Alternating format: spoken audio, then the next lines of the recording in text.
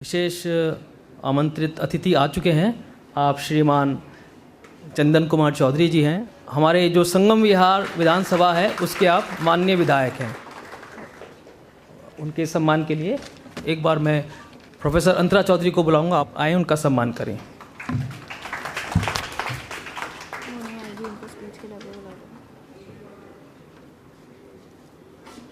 एक बार जोरदार तालियां हो जाएं।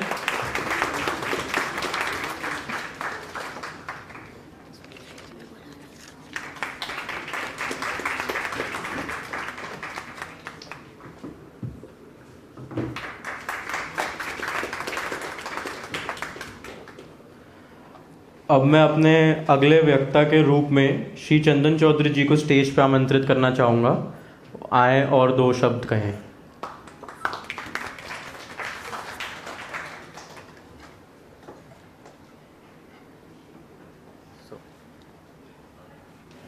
धन्यवाद।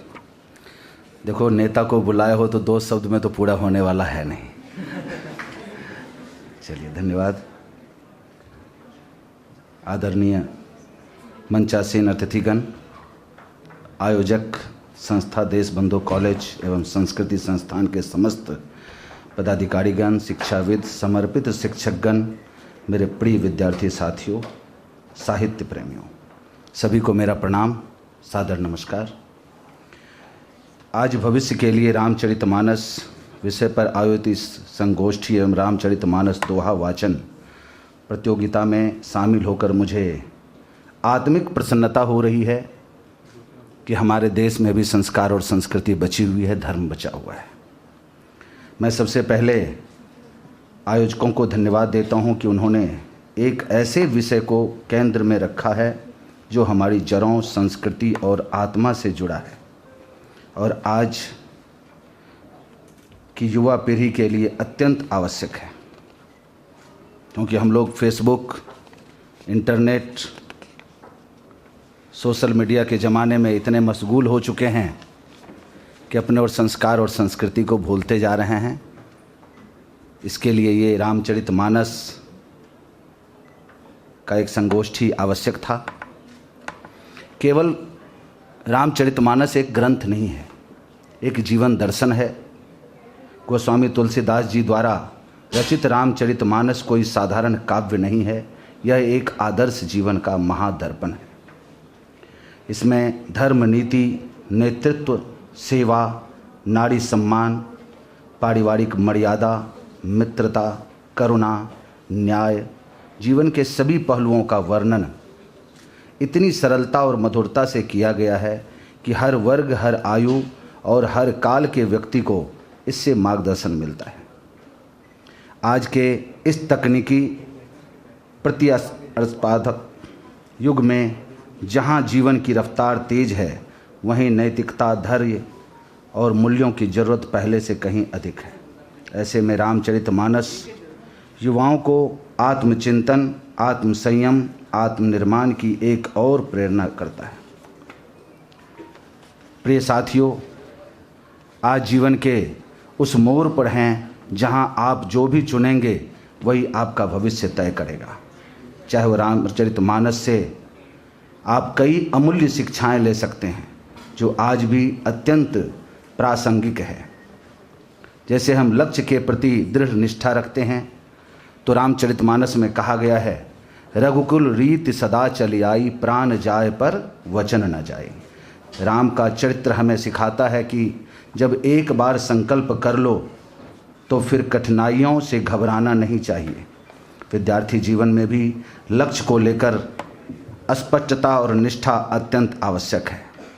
रामचरितमानस में विनम्रता और शील के रूप में कहा गया है कि राम, लक्ष्मण, भरत, शत्रुघ्न जैसे राजकुमारों का व्यवहार अत्यंत विनम्र और मर्यादित था। आज के विद्यार्थियों को यह सीख लेनी चाहिए कि अहंकार नहीं, विनम्रता की वास्तविक विद्या का चिन्ह है। रामचरितमानस में गुरु और माता पिता का सम्मान किस प्रकार से वर्णन किया गया है। रामचरितमानस में गुरु वशिष्ठ और माता कौशल्या, कैकेयी, सुमित्रा के प्रति राम के भाव हमें दिखाते हैं कि शिक्षा के साथ संस्कार और आज्ञा का पालन कितना जरूरी है। समय का प्रबंधन और धैर्य। रामचरितमानस में आपको दिखेगा कि वनवास के 14 वर्षों में श्री राम ने हर परिस्थिति का धैर्य और विवेक से सामना किया। विद्यार्थियों को यह समझना होगा कि सफलता एक दिन में नहीं मिलती है, लगातार प्रयास से समय का सही सदुपयोग और संयम की सफलता की कुंजी होती है।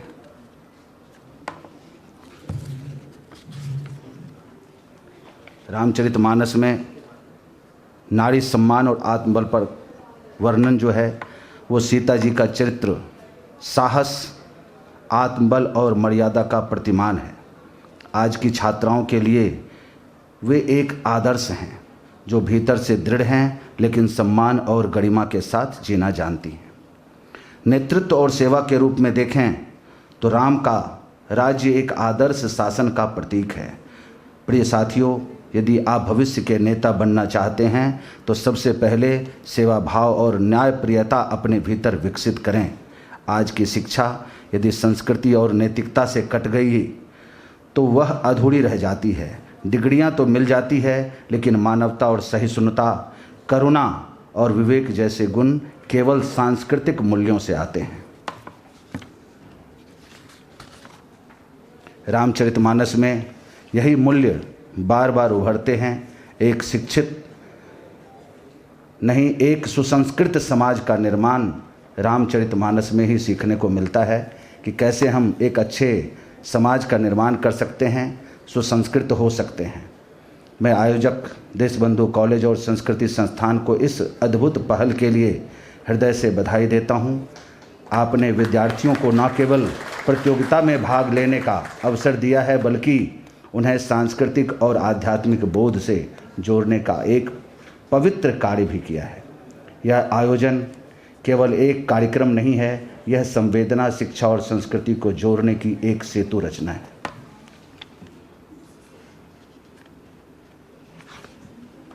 अंत में मैं रामचरितमानस की इन पंक्तियों के साथ अपनी वाणी को विराम देना चाहता हूँ।